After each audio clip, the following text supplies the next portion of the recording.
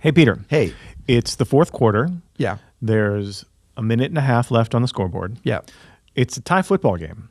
Okay. You're at your 5-yard line. You got to get down to at least the 30 so your kicker has a chance at a game-winning field goal. Okay. How you feeling? Well, let me just get this straight. Fourth quarter. You're the quarterback. I'm the quarterback. Yep. I'm at the 5-yard line. Yep. Time is, wait, how many more quarters are there? That's it. Oh, there's only 4 quarters? Buddy.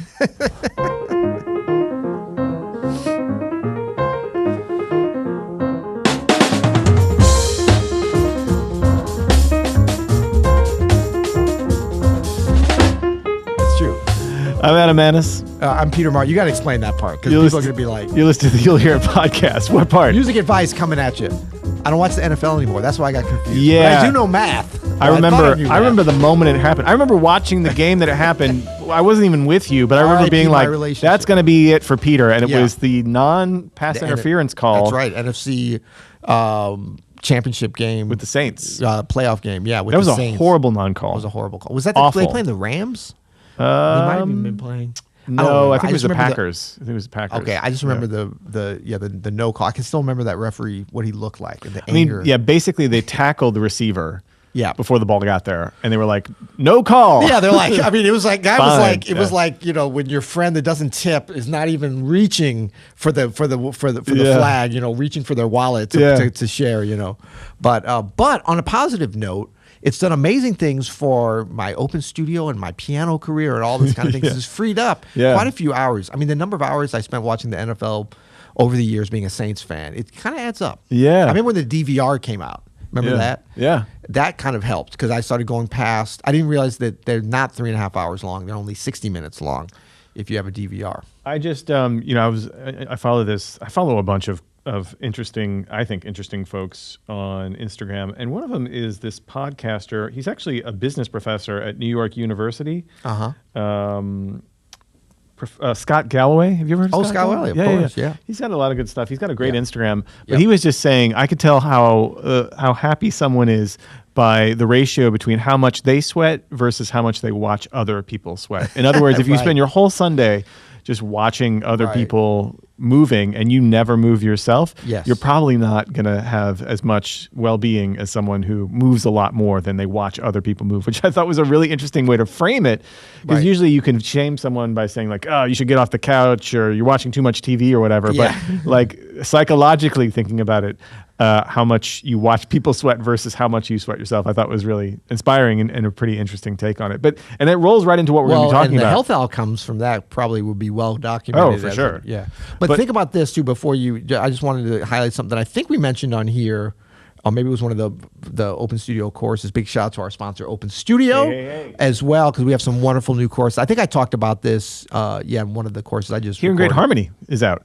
Yeah, my new course. Hearing Great Harmony. Yeah. We got Jazz Etudes coming. We got more. Anyway, the idea that if you are consuming more artistic content than you're creating, if you're a creator, if you're a YouTuber, if you're a jazz pianist, if you find it's been put upon your heart that part of your time on this earth, or maybe even your primary reason for being here, is to create art that will be edifying to yourself and to your family, to an audience, maybe to whatever, that you want to be part of that artistic process, which I think a lot of people that listen to the pod here are in that position. I know we're in that position, that we have to check ourselves in that same way. It's like, okay, it's fun to consume content, but are we creating? Are we putting love into the world? Yeah, number one, listen, for sure, as your practice routine. Number one, consume. You have to make a lot of stuff to make good stuff. You just do. You have to make high volume quantity of things to make quality of things. It's not exclusive. So what are we talking about today? Well, we're talking about psychology, actually. We're talking about how sports psychology can be really beneficial to all performers, including musicians. We were just talking about our favorite sports documentaries that we're watching. I'm watching this great tennis documentary on Netflix called Breakpoint, and there's a lot of sports psychology going on in this documentary. We're talking a little bit about NBA basketball.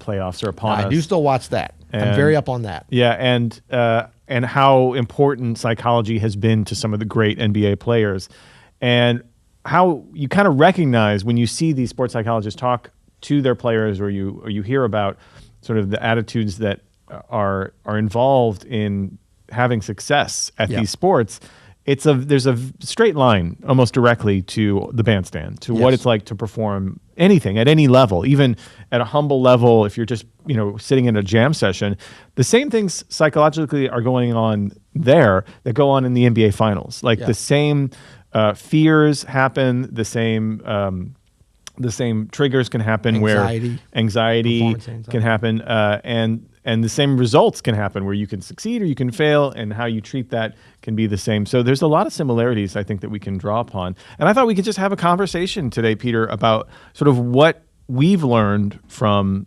great athletes and sports psychologists, and how that could be applicable to some of our dear listeners here if they haven't Absolutely. already applied that kind of stuff. It can be really, really beneficial, not just to your performance, but even to your practice routine. Well, I think we may even discover that that's where a lot of it is, that Yeah. process stuff. But I like the way you're framing this as performers, because I think that's where the commonality can really be. It's one lens that we can see the commonality between an athlete and a musician. What is it that is similar? What can be learned on both sides? And I think that both are performers, and this idea that an athletic event, be that a solo athletic event where somebody's, if it's Alex Honnold trying to climb a mountain without any tethers or whatever, free solo, that's the free solo guy. Yeah. Friend of the pod. I don't know that. He would be, though. He'd love our concept. amazing. He's an improviser. But that's an athletic endeavor that is done on his own. And it's kind of like if he climbs a mountain on the mountain and nobody sees it, did it still happen? Yeah. But also, the more common athletic events in which there's an audience there. Audience? Is that what you call them? Yeah. That's like at a football game? A crowd. Yeah. A crowd, yeah. A bunch of drunken NASCAR fans. That's an audience, man. That's an audience. Yeah. Okay. So but that's the thing is like, are they playing the game to beat each other or to be the best themselves or to be part of something bigger than them, or are they performing for the audience? Well, there's no line between those things, and it's the same thing as jazz musicians, as visual artists, as dancers or whatever, right? So we're doing it for the audience, but we're doing it for ourselves. We're doing it for the world. We're doing it because it's fun, because it's exhilarating, whatever. But there's that performance part of it, even if you're like, I'm not a performer. When Serena Williams is out there playing tennis, although I'm hearing that I got some insider information, she may be retiring. I'm just saying. keep your ear to the ground. That's what I heard. You heard it here last, folks. Yeah. You'll hear it. But, when she's out there, is she thinking, I'm doing this for the audience, for the crowd? I don't know. Maybe not. But that's the end result of it. Yeah. They're there. We're there to watch, to cheer her along, to participate. And I think that's sort of the getting above the clouds and looking down and seeing some commonality between, I think, what we do.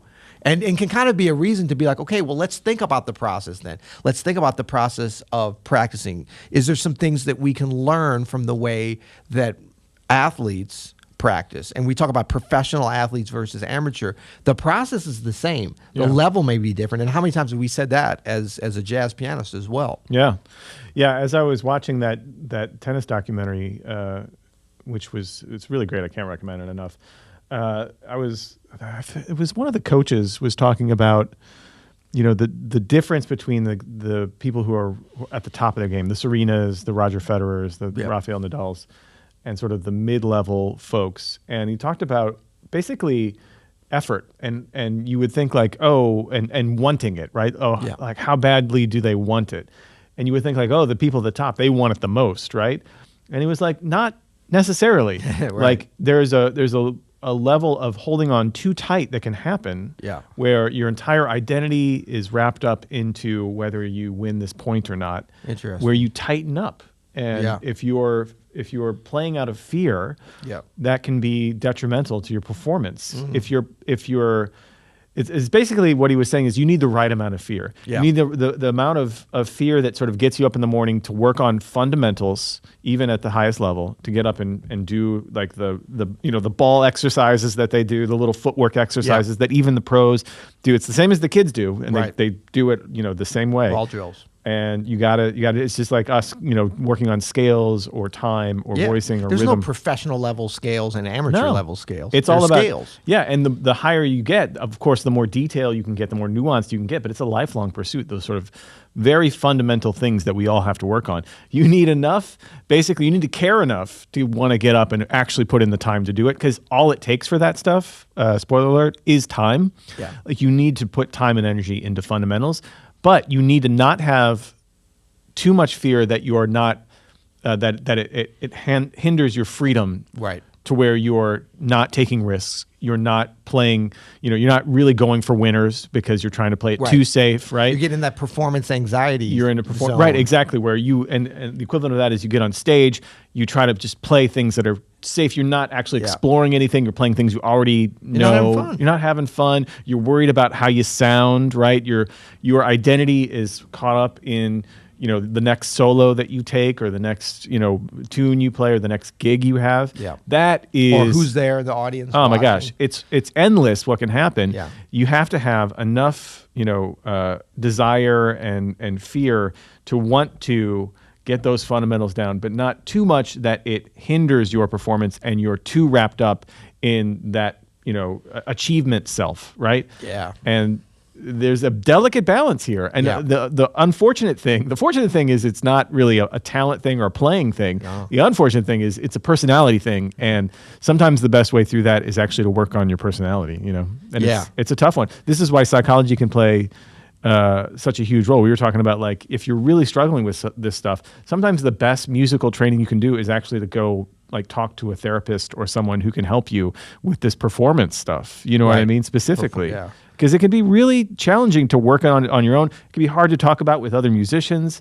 Well, performance, anxiety can be totally debilitating 100% to an athlete. And we see with some of the young athletes and older. I mean, a lot of times as they get older, they start to go to the therapist or talk to people and figure these things out. It's very hard when you're highly skilled, you've practiced a lot, and you're highly talented. You've got all the different things going. And I mean, tennis is such a one-on-one normally sport, but also as being a jazz musician, the same kinds of anxiety can be triggered at different times if we don't get out of our head or get into our head at the right time or whatever. Like those. And we'll talk a little bit about the physicality too, because a lot of times people think, oh, well, that's where it's different. Obviously, an athlete is using their body as their instrument, but a musician is playing their instrument. It's like, but what are we using to play the instrument? Our body. So there's even some similarities there. But I think that this concept, I think what you were just kind of talking about, we could look at it through the lens of can you practice these fundamentals as a tennis player? Or as a jazz pianist? It's just two examples, where you're very focused, you have a very keen understanding. Basically what we talk about with Open Studio Pro, practice like a pro. Not think about what level am I at, whatever. No, you're practicing the same things. You're at basketball doing the same drills that you did in the third grade and that Steph Curry's doing tonight before the game. We're all practicing this with the same 12 notes. That's right. And you are doing that, and you are you're regimented, but you're also finding joy in that process. You're not afraid. Every day and every minute, right? But you're not afraid to go for stuff when you perform. You're not afraid to express yourself. That's right. Yeah. The same as a runner's out there putting one foot in front of the other. It might be a little faster, it might be slower, but they have the same issues of some days this is a grind or whatever. Yeah. But they still find that joy. That's the top level. Yeah. Find that joy in that grind, whatever. But it's you're doing that, but then that switch, talk about psychology, that switch to game time, gig time. What is it? Is it and so you kind of alluded to this in a fantastic way. It's the pros know how to just get in the zone and stuff. Yeah, maybe, but what is that zone? Is that getting into it's time to have fun, and performing at a high level is fun.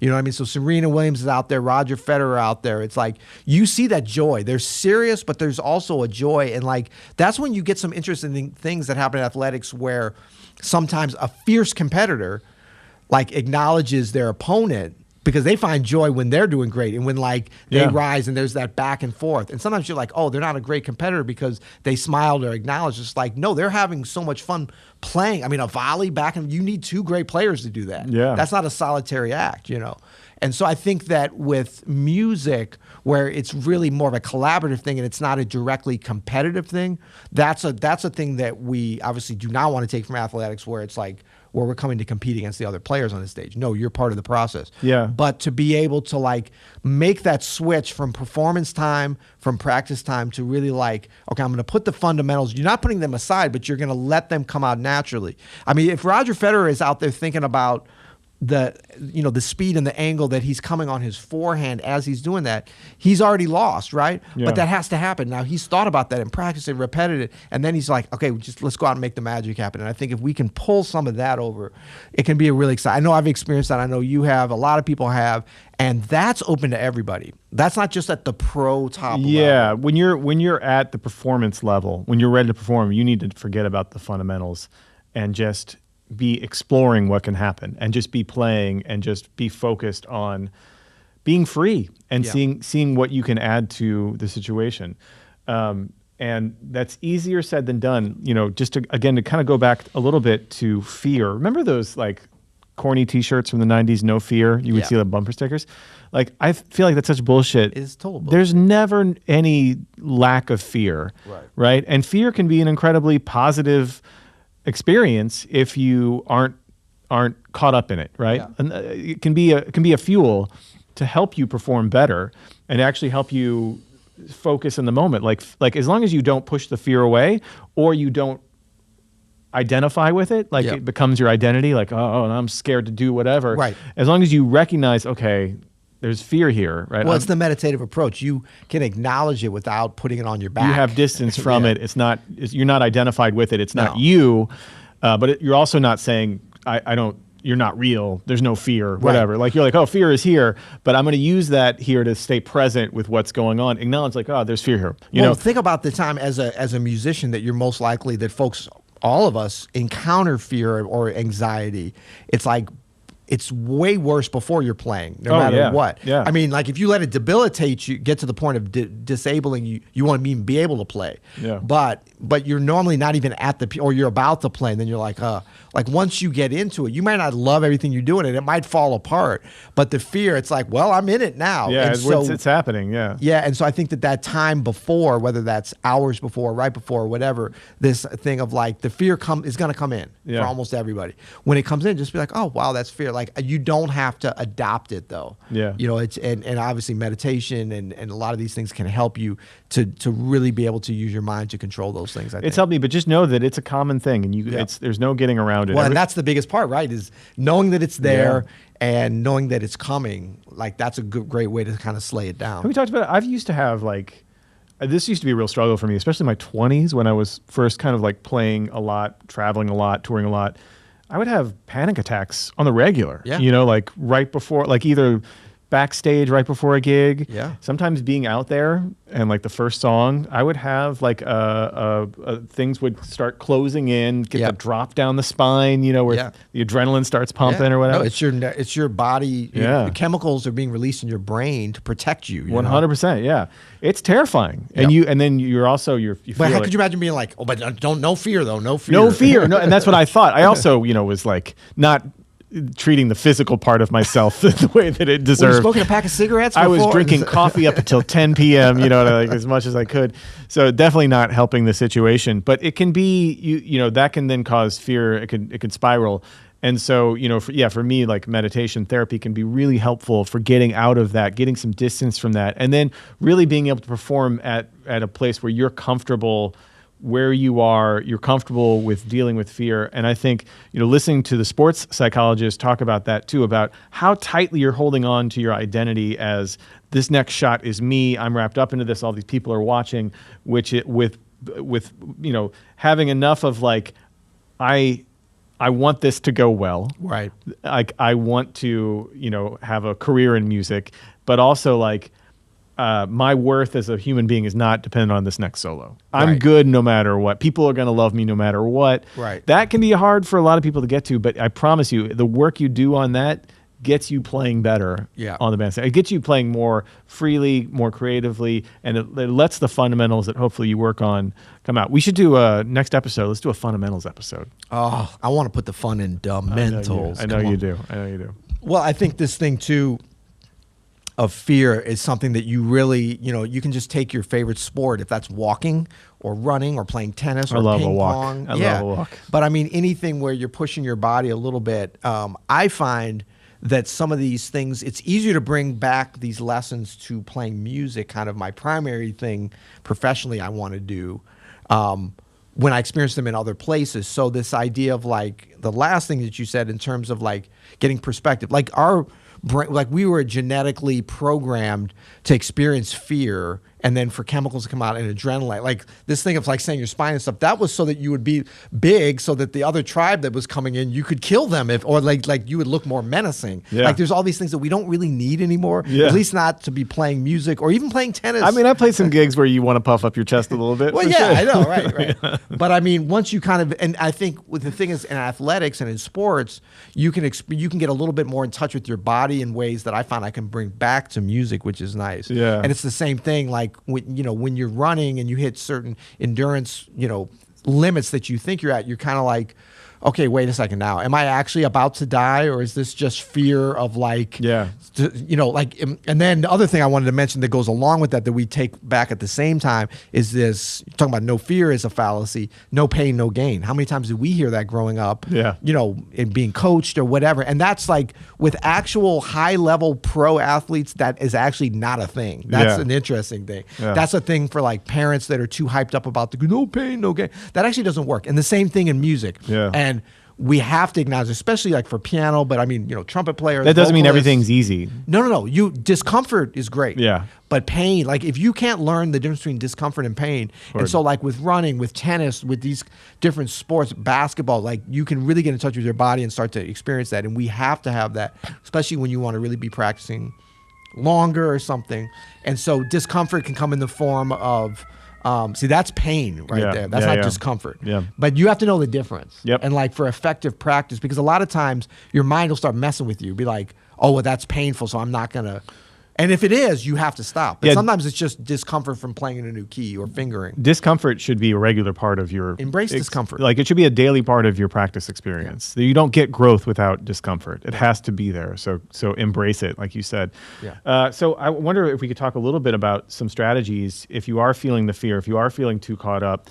We just had Aaron Parks do our last masterclass last month, and it was a brilliant masterclass. Yeah. He was a great One of the teacher. best. Yeah. We've had great ones. And he brought this up because, actually, I think almost every masterclass teacher we've had, from Fred Hirsch to Gerald Clayton to Aaron Parks to a bunch of people, talk about this kind of idea. The fear.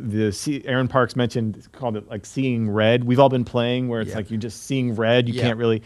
Fred Hirsch talked about being caught up in it and not being free.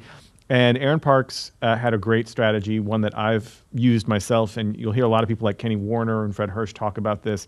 It's a mindful approach as you're performing, and he just mentioned just feeling your fingertips on the piano, like literally just noting a bit of mindfulness of the feeling of that, feeling your seat on your seat, right? Feeling your bottom on your seat, feeling your feet on the floor. Yeah.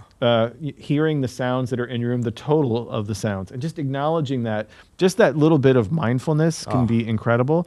I'll also add something that I got from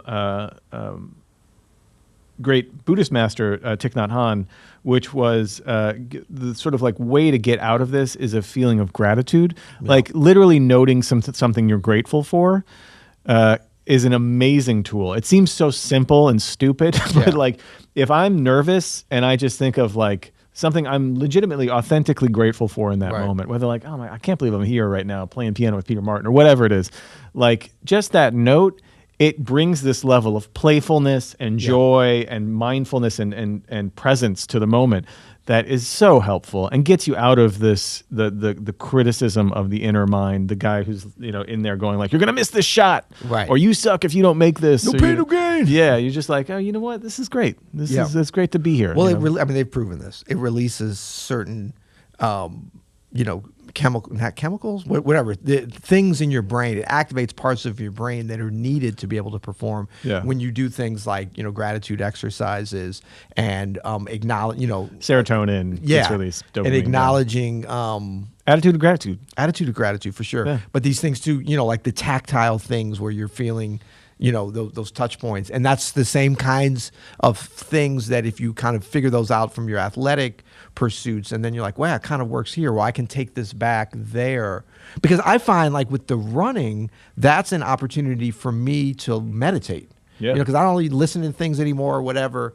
And so that is so helpful when I come back to the music. I mean, there's the physical stuff, there's the actual process-driven things that we talked about, but just the meditative time for that. And then I come back and I'm like, well, I really should be really good at being able to meditate while I practice or while I perform. I have specific parts kind of within the practice and like activate those same kinds of feelings and get in touch with those that are really universal, Yeah.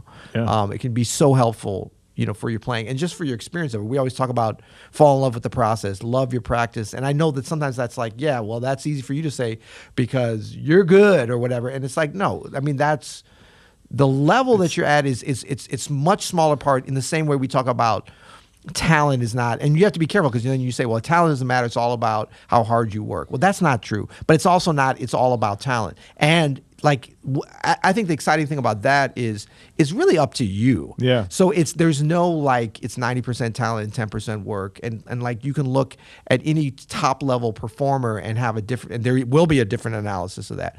But the reality is most of us are not gonna be or trying to be LeBron James if we go out on the basketball courts, or Herbie Hancock if we sit at the piano. And so there is a very high level for you that you can attain if you get your mind right. You know what I mean? And so we spend so much energy on these other things, worried about talent versus, I mean, what the talent that you have is the talent that you have, the body that you have, Yeah. and it's more than enough. Yeah. It's more than enough probably for you to do anything you've ever dreamed to do at the piano.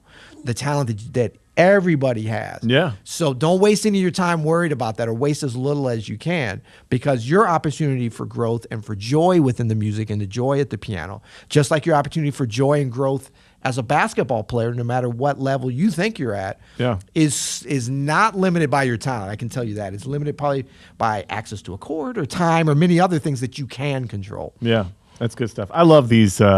Really? Oh, man. I wasn't sure if this was going to be These up are there. I could do a whole podcast. We should start a separate podcast, separate YouTube channel. Get your mind right. Get your mind right. It's my favorite stuff to think about. You'll feel it. Yeah, you'll feel it. I love it. I love it. Well, if you have a question for us, Peter, well, first Yes. of all, if you have a review Wait, or hold a on, rating. Wait, before you go into this, because this is the time, this has been proven where a lot of people turn us off. Stop. Don't. If you're on YouTube or if you're listening, we got something really exciting that's about to happen. Because you guys, the gentleman's agreement. We're going to talk about that. The gentleman's agreement. But go on with what you were doing. I'm trying to keep you. No, I was going to say, please leave us a rating and review. 7-star reviews only, please. Wow. And Dogmatic it's AF. impossible. But please do that. And yeah, if you want to leave us a question, we've still been taking some speak pipes. We've been taking quite a few, and they've been flowing in. Yeah, they're great. So you go to you'llhearit.com and ask us your question on the voicemail, and you might get on the show. And in terms of leaving us a rating review, the gentleman's agreement, and this is for men God. and women. Oh, you've been gentlemen, encouraging so that's the him. reason I'm calling it a gentleman's agreement. I'm not trying to be sexist or non-inclusive. It's just the gentleman's Well, no one's agreement is trying to be based sexist. upon us being gentlemen in that we are extending our knowledge and our work and our thought output and thought leadership, perchance, if you'd like to look at it that way.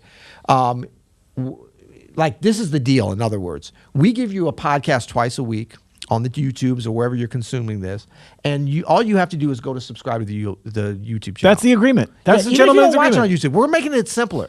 So the gentleman's agreement is we're shaking on that. Now, if you guys choose not to uphold your part of it, that's on you. We've already delivered on that. Yeah, we've already kept our end of the gentleman's agreement. Dogmatic enough. Oh, boy. I want to share a couple of the recent reviews because we're saying we're doing this. Okay, this is the good part of the internet. This was a review given on the Apple podcast. Thanks for this podcast. I love it.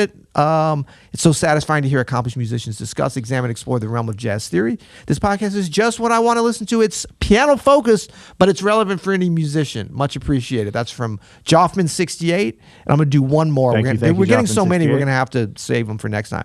10-star gratitude, Peter, Adam. I'm 10 super stars. grateful to have stumbled upon you guys while searching for inspiration as I reconnect with the piano and the creative process of playing after many years of dormancy. Stoked that I'm on the musical journey again, and it's remarkable I can learn from you both as a student of Open Studio and yet live in Australia. Well, good day, mate. Oh, boy. Oh, that was bad. Oh, boy. That's very ungentlemanly of it. This content and wisdom you bring to your podcast is always helpful and insightful, and your energy, woohoo, and love of your craft is infectious. I draw much inspiration from you both as I pursue a life filled with more creativity and music. Man, the Australians down under, they got it right. Much gratitude. Ash. They have great names, too. Love it. And proven fact, everyone in Australia is attractive. That's true, actually. It's weird. Every single one. How is that possible? Well, you'll hear it. You'll hear it. You'll see it.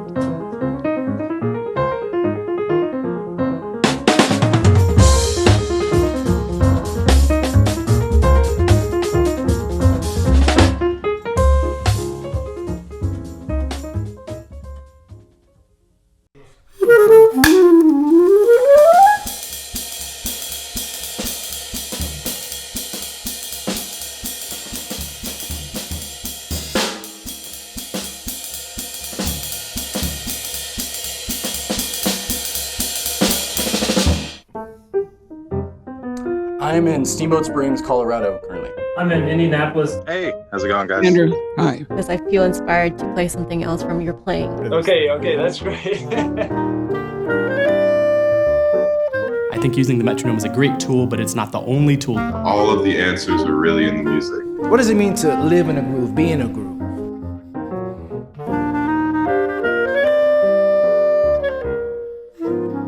Until next time, happy practicing.